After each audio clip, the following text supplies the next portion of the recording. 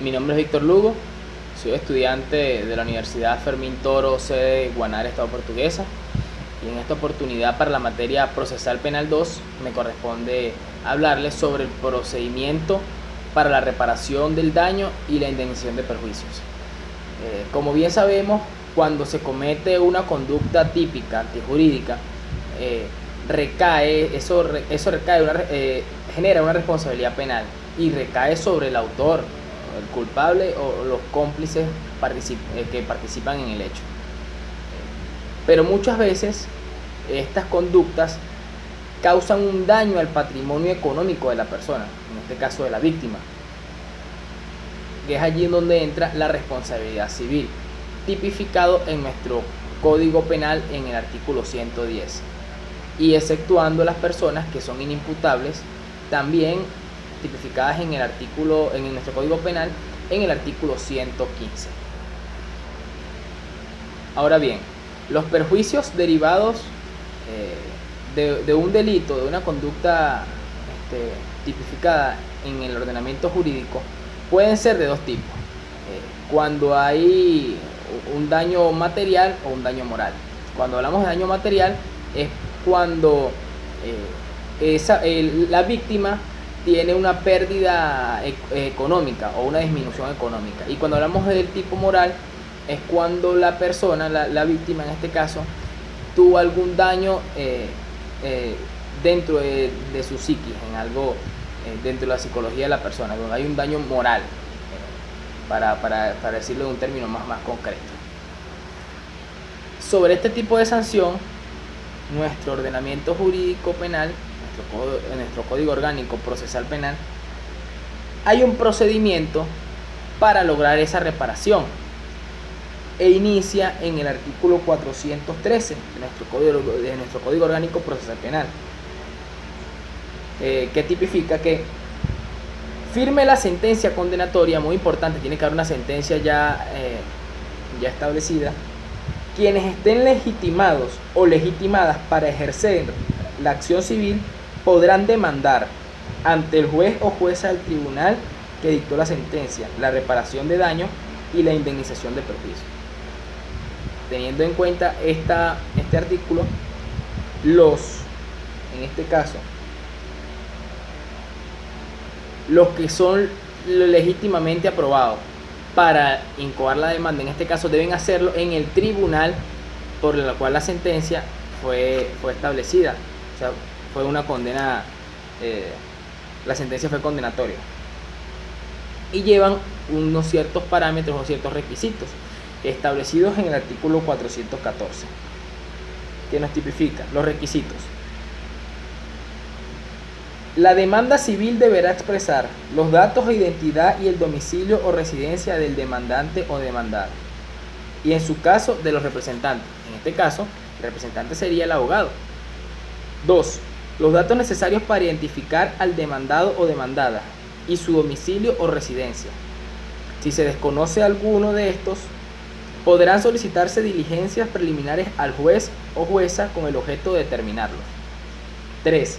Si el demandante o el demandado o demandada es una persona jurídica, la demanda deberá contener la denominación o razón social y los datos relativos a su creación o registro. 4. La expresión concreta y detallada de los daños sufridos y la relación que ellos tienen con el hecho ilícito. 5. Las citas de las disposiciones legales en que funda la responsabilidad civil del demandado o demandada. 6. La reparación deseada y, en su caso, el monto de la indemnización reclamada. Y 7. La prueba que se pretende incorporar a la audiencia. En el artículo 415 nos habla sobre el plazo en el cual el juez debe pronunciarse sobre la admisión o el rechazo de esta demanda, y nos tipifica que es dentro de los 3 días siguientes a su presentación. O sea, una vez incoada la demanda, dentro de los 3 días siguientes, el juez tiene la facultad de pronunciarse si es admitida o es rechazada la demanda. Una vez admitida la demanda, para la admisión el juez debe examinar que quien demanda tiene el derecho a reclamar legalmente la reparación o indemnización. Estas son las cosas que tome en cuenta el juez para admitir la demanda. 2. En caso de representación o delegación, si ambas están legalmente otorgadas, en caso contrario, fijará plazo para la acreditación correspondiente. 3. Si la demanda cumple con los requisitos señalados en el artículo 414, que son los requisitos que anteriormente mencionamos, el juez procede. Si falta alguno de ellos, el juez fija un plazo para que sean completados. En caso de incumplimiento, el juez o jueza no admite la demanda. Hablando ya de la decisión del juez, en este caso, en el artículo 417, nos establece que declarada admisible la demanda, el juez o jueza ordenará la reparación del daño o la indemnización de perjuicio mediante decisión que contendrá: número 1. Los datos de identificación y domicilio o su residencia del demandado o demandada y del demandante, y en su caso de sus representantes. 2. La orden de reparar los daños con su descripción concreta y detallada, la clase y extensión de la reparación o el monto de la indemnización. 3. La intimación a cumplir la reparación o indemnización, o en caso contrario, a objetarla en el término de 10 días. 4. La orden de embargar bienes suficientes para responder a la reparación y a las costas, o cualquier otra medida cautelar, y la notificación al funcionario encargado o funcionaria encargada de hacerla efectiva.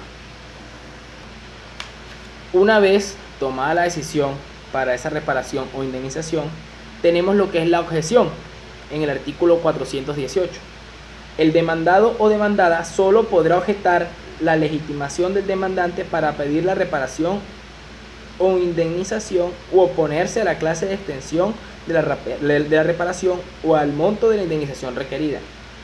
La objeción serían formuladas por escrito indicando la prueba de que se pretende incorporar a la audiencia.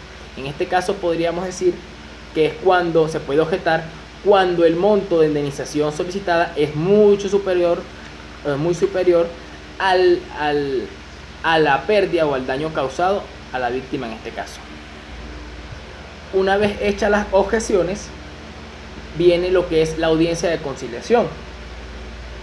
Y se nos establece en nuestro artículo 419 que si se han formulado objeciones, el juez o jueza citará a las partes a una audiencia dentro de los 5 días siguientes al vencimiento del término que se refiere en el numeral 3 del artículo 417 de este código. Es dentro de los 10 días, el vencimiento de los 10 días posteriores. El juez o jueza procurará conciliar a las partes, dejando constancia de ello. Si no se produce conciliación, ordenará la continuación del procedimiento y fijará la audiencia para que ésta se realice en un término no menor a 10 días ni mayor de 30. Si no hay comparecencia, si hay una inasistencia del demandante o demandado, en el artículo 420 nos habla muy bien sobre eso. Nos dice que si él o la demandante o su representante no comparecen a la audiencia de conciliación, se tendrá por desistida la demanda, o sea, queda sin efecto, y se archivarán las actuaciones. En este caso, no se podrá ejercer nuevamente la demanda por esta vía, sin perjuicio de su ejercicio en la jurisdicción civil.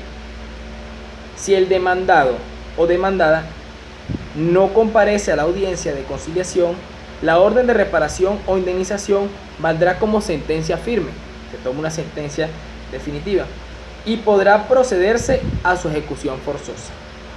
En caso de que sean varios los demandados o demandadas y alguno de ellos no comparezca, el procedimiento sigue igual. Una vez finalizada la audiencia, llevadas a la misma las pruebas, continúa la ejecución.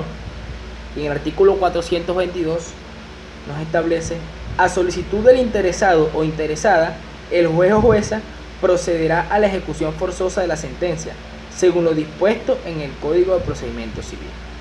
Este es el procedimiento como tal para la reparación del daño y la indemnización de perjuicios.